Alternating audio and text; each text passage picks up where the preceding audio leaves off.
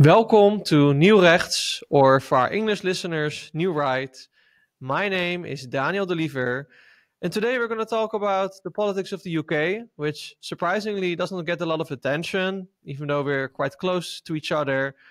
And I am quite happy today to talk to Marcus Gibson about this topic, so thank you for being here. Good morning, Daniel. I have come to the Lion's Den for your best treatment.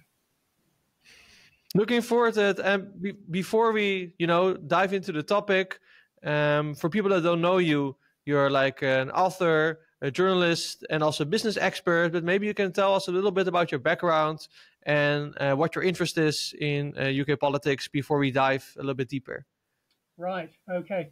I'm a sort of a 40-year career journalist, really what I call research journalism, going into topics in some depth, hoping to come out with original ideas and original facts in each of them.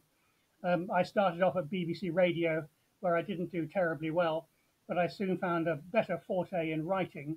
So I then moved to first the Telegraph, then very nicely the European newspaper during the 1990s, which is a very news busy decade, and finally at the Financial Times.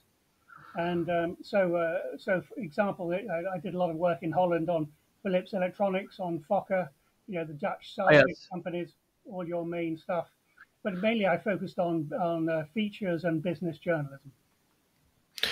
That's great. And I think when we talk to the combination of politics and business, nowadays there's a lot to talk about. And of course, we're also going to talk about this combination.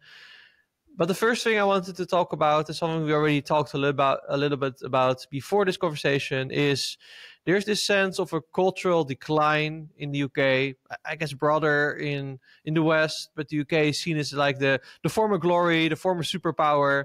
What do you think of this way that people associate with the UK? Do you agree that there's actually a decline happening culturally? I'm afraid I certainly do, and it's been very depressing.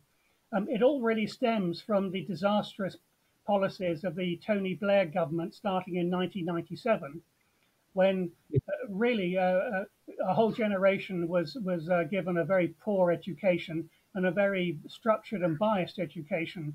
And today we are now seeing those graduates appearing in very senior jobs throughout the British establishment. And there's very little doubt that they are mistakenly inferior to previous generations. I think they are timid, they are unoriginal, and they're often ignorant. And I find myself constantly having to correct them about the most basic things. Many of them just really can't communicate properly, and they hide behind text and messages, this generation. And they've also become completely devoted to the idea of gender politics, sort of racial hucksterism, anti-British views, endless references to historic slavery, and of course, above all, the folly of green energy. But culturally, they tell you that their morality is better than yours, and that their values are superior. And this sort of nonsense is simply unbearable, to another adult. But this is the kind of people we have now who are often in charge of our major institutions. I think it's a very important point that you're addressing here. And where do you think that this bias that started both in the political landscape and in the education, where do you think this actually stems from? Why is there this decline that these people seem to be going down a path that's very, you could say, very different from past generations? I think partly it's because the curriculum they were taught is particularly left-wing biased, and it's purist and fundamentalist in a very odd way. For many years, Adam Smith was not taught at about 30 British universities. It's crazy. Quite extraordinary, yes. So this is the sort of nonsense. And today you see, on the worst example can be seen on the BBC every day. In which the presenters, they now have these fake working class British accents. You have to go to India and to Dubai to hear some really good English now being spoken. And hilariously, you'll see some of those Indian presenters correcting English, British-born journalists in their English on air. It's very funny, it's Yes. so. Yes, of course, as you know, the British tradition of boarding schools, which has been around Yes. about 200 years, many of the best people who come out of India, Malaysia, Thailand, they come from boarding schools which the British set up 150 years ago. It's quite Hmm. remarkable, the tradition that has worked. And they're not the least bit influenced in this gender woke nonsense. But yeah, I suppose to come on to other things, the cultural inferiority is that, I mean, I grew up from the 60s to the 80s, where British pop music, Hmm. was dominant. It was Hmm. incredibly original, incredibly pop, spectacularly successful. Hmm. Today, the world's biggest pop shows are given by groups who are, aged in their 80s. Hmm. um, and today's English music, pop music of that style is remarkably, substandard, and Hmm. that's one of the great, one of the extraordinary areas where, we have suffered extreme cultural decline. That's like you said yourself. That's almost depressing to hear. But like, let's say that there are people listening that are predominantly Dutch that might know a little bit less about UK culture. Mhm. What would you be like? Of course, when you talk about decline, it's easy to see the symptoms of the decline. You're talking about gender nonsense, etc. A lot of people can see that this is non-common sense. But what is maybe a little bit harder to see is actually the great qualities of the British culture that have declined to a point where they're unrecognizable. So could you maybe, for people that are less familiar, give like an outlook? What is the great British culture that is now declining or disappearing even? Well, the main problem lies in what I call popular culture, and it bleeds into social media, where everything is a short sentence, short words, grunts, and really the whole English language is not being used, or the great words, the great variety and flexibility of the language just is being falling out of practice. And for many young people, they often now just don't get to hear great English being spoken. Hmm. And English is this world. Is one of the things Britain has offered the world. It's a great gift, and it can be used by anybody. So it's a disaster if that declines. I think.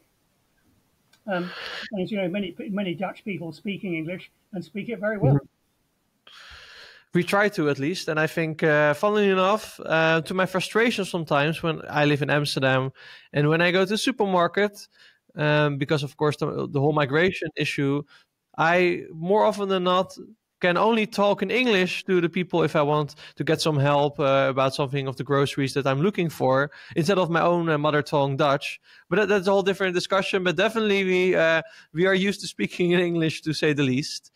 Um, Yeah. I guess we talked previously also about the renewal of Western culture, and if we're now specifically talking about British culture, um, we discussed now that things are in decline.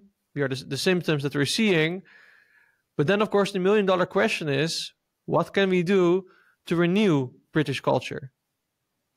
Yes, I think it entirely lies with the education system and with institutions like the BBC, our Arts Council, and the people who run things like museums, art Hmm. galleries, and that sort of thing. London has because it is such an important city, it has at least the Hmm. potential to be the venue for where things reverse and get better. There's certainly, Hmm. London is the centre of the international art world, antiques, creativity, the film and TV in many areas, and so that's certainly an opportunity coming forward. I think that when we get a new government, which I hope we will in 4.5 years' time, that they will Hmm. then finally get to grips, with the BBC and bring in Hmm. fresh management, and better TV programs and better media. But we'll Hmm. see. It has to be said the British comedy is still very good. I don't know if those of you who come to London, do try and come to a place called the Comedy Store, which is just near Piccadilly, where they do improvisation, and the Sunday night improvisation is hilarious. And I've taken Latvian friends whose English is very poor to this venue, and they spend their time. They can understand all the jokes. That's great. That's it's there's still a lot of popular culture has declined, but I think a lot of fundamental culture is still there. And if you can go to a good British university and hear lectures and talks by highly educated people, you can and obviously Shakespearean theatre and other things like that, you can get a really good sense of what is good and what is great still about it. That's a fair point. So you're basically saying, okay, we need to wait out the current government, the Labour government. Don't you also think that we need more of a bottom-up approach? We cannot, like, there's no guarantee, even though, of course, like parties like Reform UK are doing quite well now in the polls, but there are no guarantees what will happen in 4.5 years. We don't have a crystal ball.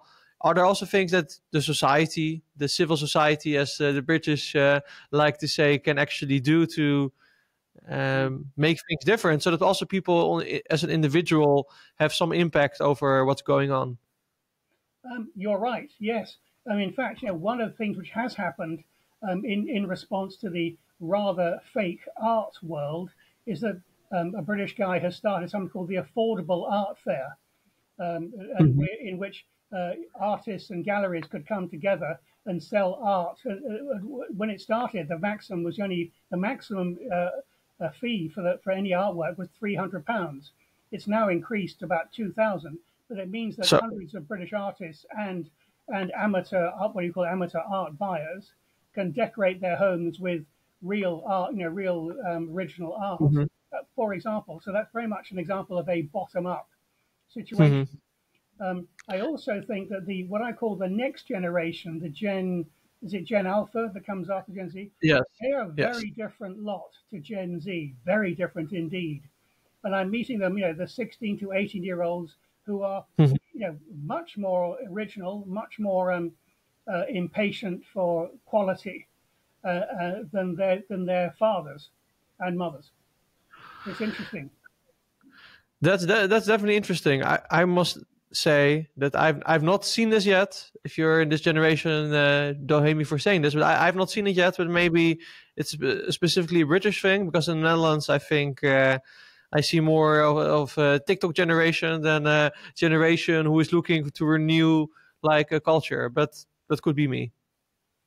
Yes, it's only because from dear God help me, grandchildren and going to schools and talking and meeting people, and I do various activities all the time, and I'm very much impressed by the what I call the quite young generation who don't believe in woke at all. It's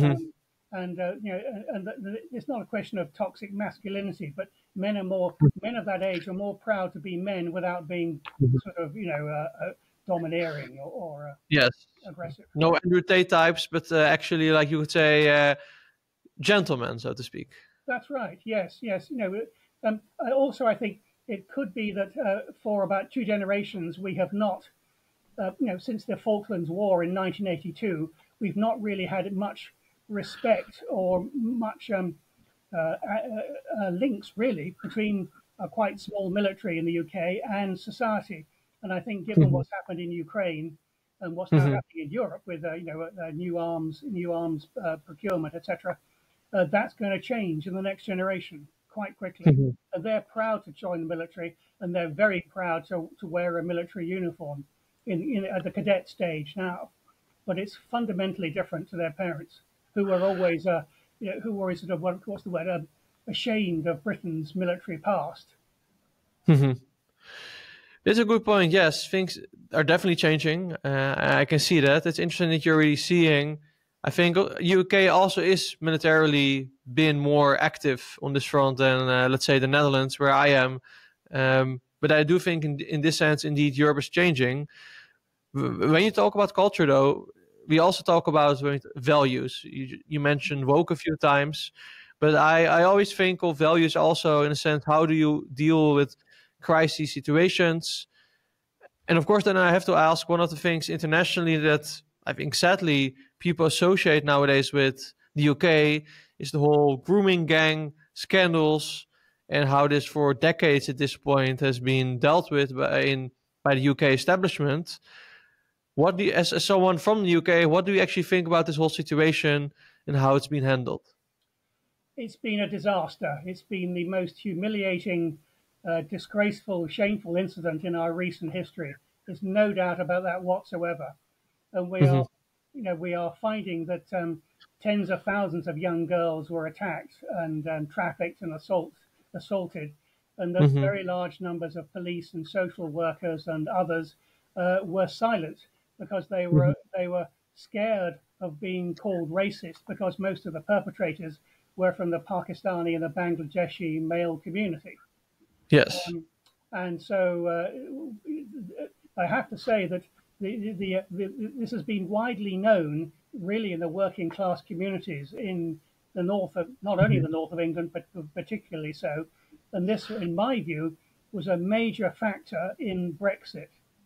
In many working class people choosing Brexit during the referendum, because they realised that with unlimited immigration and with a weak police force, that literally, they were in danger now.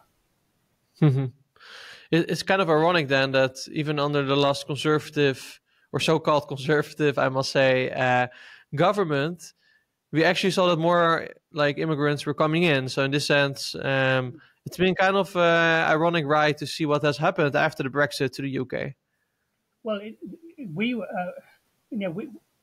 we gave Boris Johnson an 80-seat majority to get Brexit done and to minimise immigration. And he promised, like David Cameron, to reduce immigration to 30,000 maximum a year. And in I think the 3 years of Boris Johnson, it was nearly 1 million in each year. So this is the most disgusting and disgraceful betrayal of what people voted for. Wholly undemocratic, and in most cases, wholly unnecessary. So yes, you're absolutely right. And we are as astonished as anyone else that this happened. Yes, I must say that one of the big elephants in the room when it comes to this, which I think predominantly in France and in the UK is relevant, is the Islamization. I remember that JD Vance said that maybe the first Muslim nuclear superpower will not be Pakistan, but it will be the UK. And it's kind of a joke, but also in a sense it's not. It's showing, of course, the rapid cultural change in the UK. What are your thoughts of actually the Islamization of the UK? Is it overblown? Is it a real threat? How do you perceive it? It's a major danger to British and certainly English culture. There's no doubt about it whatsoever.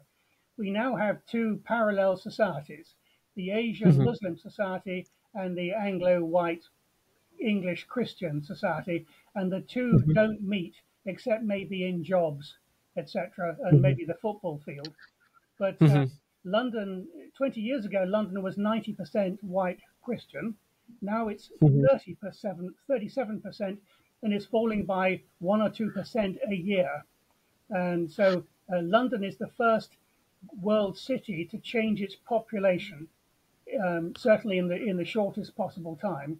And this has been partly due to left-wing politicians, a right-wing government, of course, bringing them in, and also the preference of giving housing to Asian families over white English working families. So that you now have a council estate where most of the immigrants there are paying all of their rent is being paid by the taxpayer, at least half of them, and then in these small private owned rental flats, young English couples are paying 3 times the rent of the Asian family over the road. Quite literally.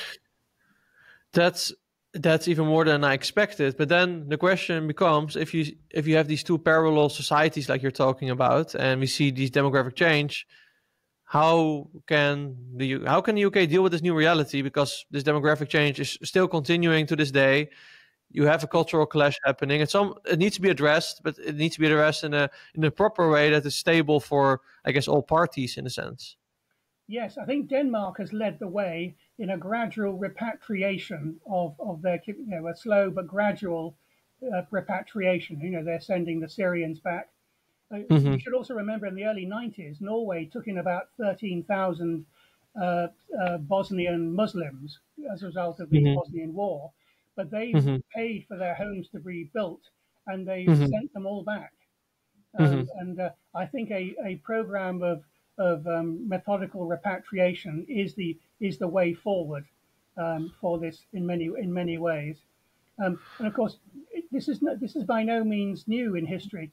About half of all the British people who went to live or work in America in the late 19th century, half of them returned, didn't stay. They came to retire back in England.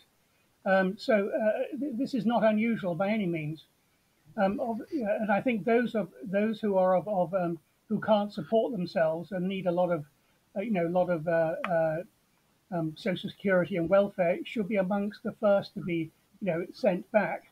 And secondly, of course, we should only pay pensions in their home countries, so that eventually they have to go back in order to be given a pension. I think it's a mixture of gentle carrot and stick. Of course, criminals are another matter. We need to get rid of those as fast as we can. That's common sense, I would say. Even though, for example, we see now in Germany happening that they're getting a lot of Afghani people from Pakistan in now, that most of them going with a fake ID. So you don't even know who you're getting in, but they're criminal already in the fact that they have a fake ID. That's already, of course, a criminal act in itself. You can say the same about illegal immigrants, of course. That's also a criminal act. But do you feel like actually the thing you're talking about, which seems also like a straightforward policy move, of course, the devil's in the details, but do you think actually that UK politics over the next few years, maybe with the Reform UK movement or a new conservative movement, will actually implement some of it? Or do you think it will just keep going like the way it is? I think it'll be a mediocre change. I think Well, in reality, I suspect that immigration will come down, but that repatriation will be very slow at the moment. I'm sorry to say, I don't think many people in British politics have the guts to initiate and enforce a comprehensive repatriation program. So you're right. But of course, in the next election, we know most people I know are hoping that the Reform and the Tory parties join in some coalition that's working in order to get a majority for centre-right politics and centre-right energy politics as well, policies, for example. I do hope that people will get more courageous. You see it everywhere, of course. We have the same issue in the Netherlands. You have the same in Germany, France, Austria, you name it. I guess it's funny if you connect it, right? In the beginning of this conversation, we're talking about that we need a courageous generation. We need a generation to actually stand up for their principles. You can see that these people that you were saying that now are in the senior position select this courage. So maybe if what you were saying is true about the next generation, maybe they will have the courage to actually make tough and unpopular decisions. And when I say unpopular, I mean unpopular among the elite, because I think among the normal people, it is actually very popular. You're absolutely right. Yes, I think we have very poor quality civil service, and it's mostly the civil service which has helped many people get refugee status, leave to remain status, citizenship, by the hundreds of thousands, when most British people don't want that at all. So yes, the real problem is in our civil service primarily. It's a fair point. I do think that one of the other topics that when we first met that we talked about was the economic situation of the UK. And I think for me, this was also part of why I wanted to interview you, because you had a very different perspective from what you normally hear in the media about the economy in the UK. So I also really want to unpack this with you. I would say that most people would think that the UK is economically done. They once were a superpower. Also economically, and now they don't have anymore what it takes. I don't want to put words into your mouth. So what do you think about this sentiment? Is it also a sentiment that you are feeling? And is it actually what's also true in reality? Oh, right. Yes. No. I mean, I followed the British economy for near on 50 years, on and off, and so and I think I'm independent and honest, and I'm not trying to butter things up when they're worse than they are. What I would say straight away is that uh, Britain has many strengths, which it still has, but at the moment we are in a relatively weaker situation than we were for various reasons. Obviously, COVID, Ukraine, energy prices, China, below cost Chinese imports are the main reasons for that Mhm. today, shall we say, in the last 5 to 10 years, approximately.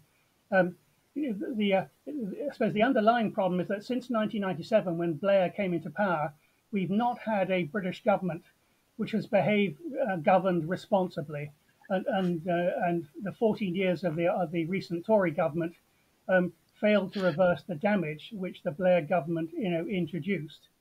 Um, Mhm. Many British companies are now foreign owned. Too many properties in Britain are foreign owned, and so, for example, property is now this huge Ponzi scheme which doesn't help anybody.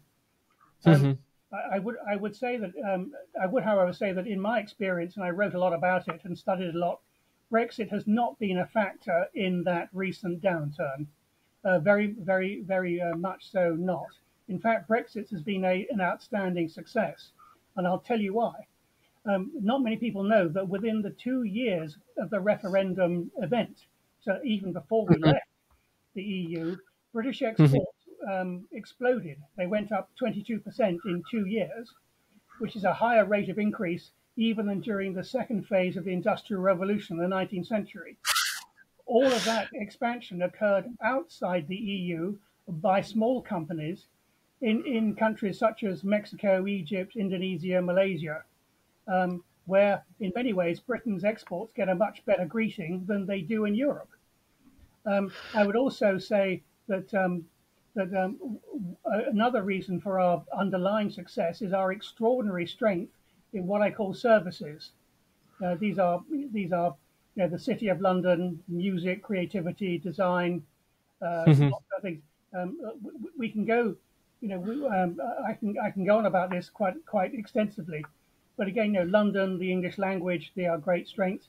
I should also say people may not realise this, but Britain is a world leader in many technologies, surpassing the Americans in many areas, and we're also almost certainly, except in a few areas like chemicals in Germany or watchmaking in Switzerland, Mhm. we do lead most technology sectors in Europe. Mhm. IT, aerospace, even food and drink. Would you believe the innovation in food and drink in Britain now? Don't laugh, is greater than France or Italy. A fun fact for you: Britain does more trade with the EU than France. Mhm. This is true. Um, so whilst there have been weak areas, Britain's fundamental strengths are many. I'll give you another area, publishing and books. Um, Mhm. Two publishers in Britain, Oxford University Press and Cambridge University Press, they Mhm. publish 80% of the world's academic books. It's not Princeton, it's not Heidelberg, it's not Yale or Harvard. It's British, those two British publishers. And if you go to the Frankfurt Book Fair in October, the British publishers are inundated with activity from all the, foreign rights buyers. And the German stand, well, it's enormous, but there's nobody there. So, like I said, when you told for the first time told me these facts, I was kind of shocked because, like I said, there's a different perception. So then, why do you think there's this perception that the UK is done for? They are now the weak economic brother of the European continent. Why is there such a big disparity between the reality of at least some of the strengths that the UK has compared to what people seem to think about the UK economy? Well, in my years working for the European newspaper, the British interest in Europe was infinitely greater than European interest in Britain. It's quite easy to come across someone in Britain who's heard of all the great artists in Europe, but often, I used to interview some German scientists and students, and they'd never heard of people like Brunel, Turner. They'd heard of Shakespeare, obviously, but the ignorance, or really the lack of interest in Britain and British culture, was much greater, and that may be one of the reasons. Britain does have quite our media we're very interested in European affairs, we're very interested in international affairs. I think something a third of all British programming is about news outside the UK. But certainly in a German and a French newspaper, the vast majority of the news and information is about local national news. And that's not the case here. And it's one of those fundamental differences in Britain. So in other words, in the context of that, Britain's successes are virtually unknown. And even with Americans, I tell them, the man who wrote the algorithm that makes sure that Elon Musk's rocket comes back down onto the launch pad, he's English. I know him. I've interviewed him. Most American space satellites, all the cameras, the very high-tech cameras, they're British made.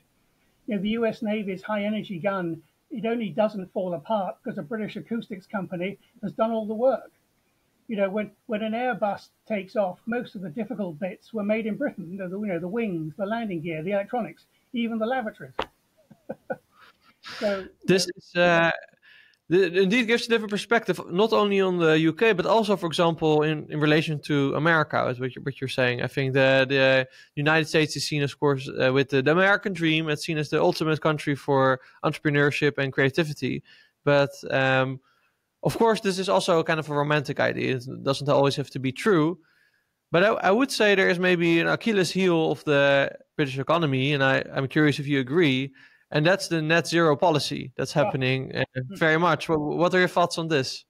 It's a monumental, self-inflicted disaster. It'll go down in history as one of Britain's most ridiculous, insane events, by any doubt whatsoever. It's the fastest ticket to economic disaster, without any doubt whatsoever. It's the most destructive, stupid, illogical, unscientific group of policies. And for Britain to claim it's a world leader in them will become a total international embarrassment. And the result, Britain has the best and the most varied home energy sources of any nation in Europe: coal, oil, gas, onshore, offshore, natural gas, LPG, fracked, etc. Welsh coal is the best in the world, the best steam coal in the world by far, etc., etc. North Sea oil, Brent crude, it's fantastically high quality. So for the fact that British industry is paying 3 times the cost of energy as the rest of the world is completely, fundamentally ridiculous. And it's all because our power is generated by ridiculous, green energy sources. And by the way, the average life of a wind turbine is 7 years. And no one has ever recycled a solar cell or a wind turbine. It's a wonderful gravy train for landfill, because that's where they're all going to end up in a very short period of time. And my estimate, I'm on a chat group with a group of elite power engineers in the UK. On April the 20th, 2035 is when the British power grid falls over. That's when it collapses. That's when we don't have any energy left to power the system. And that, by the way, is also Hitler's birthday. That's an interesting relation. Yeah. That's quite shocking. But again, in the Netherlands, we have something similar. We had our own gas field that we tried to destroy. For similar reasons, we have now literally Ministry of Green Growth, which is oxymoron to say the least. Yeah. Tell me a little bit about. Do you see any political will to change this policy? But because I think most people watching this, they kind of agree with you, and if not, then at least it's interesting to know if this is just gonna keep going forward towards 2035, or do you think that we can actually turn it around in the UK? Well, I hoped you hadn't going to ask me that question, because I still don't think there's enough politicians who are aware of the ridiculous nature of this. Certainly not civil servants. And unfortunately, I should also say I have been very highly critical of the engineering profession and academics in the UK for not standing up and crying out as to how disastrous this is. We have we have a very timid engineering profession, and I mean, I was going to give a lecture at the Royal Society of Chemistry in London, which is a royal college, and 7 days before I was due to talk, they cancelled it, even though my Why? talk was entirely scientific. They said it was too controversial. Quite. I see. That's it's kind of sad when one of the countries that gave like free speech and debate to the world is now kind of afraid of these two things, which made British society great to begin with. So that's unfortunate. We have something similar happening here, and I would say on a micro level, I understand because if you're trying to feed your family and this is the way you do it, and you're afraid of you losing your job, doesn't mean that you don't have responsibility and you shouldn't do it. But from a human level of an emotion, I understand that it's kind of scary maybe to stand up when a lot is at stake, right? There's so many people that are earning a lot of money with this net zero policy on the green energy side that when there's a lot of money involved, you will see that things become much more complicated to turn things around. Yes, it is. But what on the positive side, the sheer economic disaster will soon be so damaging that the policy will not be. We simply won't be able to do it for economic reasons, rather than for sane reasons, shall we say? We spent £100 million on a ridiculous battery plant in the northeast of England. 7 weeks later, it went bust, and every penny went down the drain. And Shell and BP have both now said they're going to minimize their renewable energy systems. So there is good news, and several of our car companies, not Jaguar Land Rover yet, but Ford and others have said they are going to reverse their electric cars. Electric cars are a disaster in themselves, of course. They are ridiculous. I won't bore you with the details, but they just are. You may have seen the incident in the U.S. Congress where some environmentalists wanted to start an electronic highway for electronic trucks, and they said, "Oh, it was easily doable." And then they interviewed the power energy chief for the whole of the state of Pennsylvania, and he said to power 17 trucks in Pennsylvania would consume half of the entire electricity consumed in the state. That's how ridiculous the whole thing was. Moving mass goods by truck. That's indeed insane. But then I'm kind of curious, what do you think? I think a lot of people might be shocked with hearing a lot of different perspectives, especially on the economic side of how UK is doing. Well, how can people actually keep track with a more realistic view of the UK economic situation? I think the Daily Telegraph newspaper does a good job.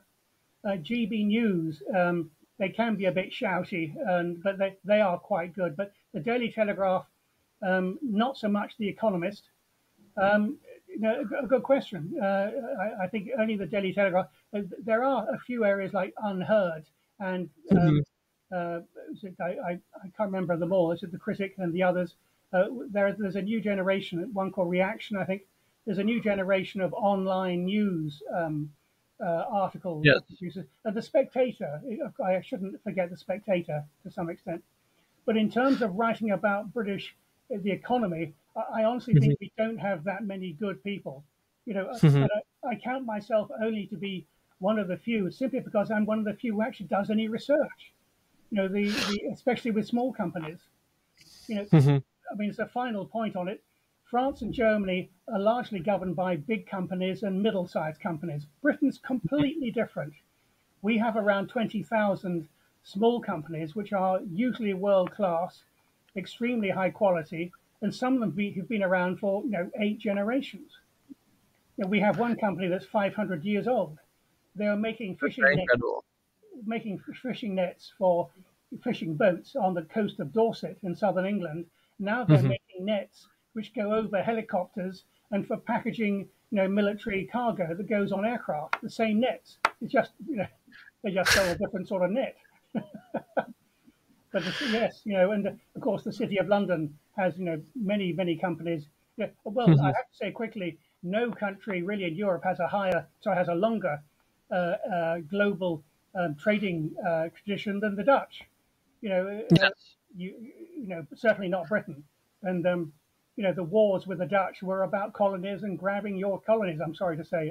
I'm sorry now. I apologize. I'm kind of sorry that we lost, to be completely honest with you. So once again, I'm sorry. It's okay. I'm also quite curious. Maybe people want to hear more about you. Where can people actually follow your work if they are interested? That's a good point. I'm not very active at the moment in the public sphere. I used to, obviously, with the Financial Times. I was in the Financial Times probably 2 or 3 times a week with SME, small company profiles, entrepreneurship, innovation, etc. I'm sorry to say I'm not really very active at the moment. Part of the reason that I spent the last 12 months writing a 200,000 words on my first military book, which is about the Royal Air Force, about bomber command in World War II. So that has completely consumed me for the past year. But I should be on GB News more often talking about the economy and small companies in future. But I'm sorry to say I'm not really active at the moment. Then for those people, then they must appreciate this interview a little bit extra, because this is one of the few times they get to hear your vision on it. And I guess when your new book comes out, it will be also a great time to maybe talk about that as well at Nieuw Rechts. Thank you. I really want to thank you for sharing your information and your insights on the UK. I think for a lot of people, it's very new and interesting. So thank you so much for your time. Thank you, John. If any of your viewers want to send me a specific question, I'll do my best to answer it. My email's on the internet there. Thank you. Great. My pleasure. Thank you. And also, of course, thanks to our viewers and our supporters. If you talk about efficient small companies, of course, it's easy to praise yourself, but I think we are not doing that bad of a job as Nieuw Rechts. So if you want to consider supporting us, you can always go to nieuwrechts.nl or find us on our social media, and see you in the next one.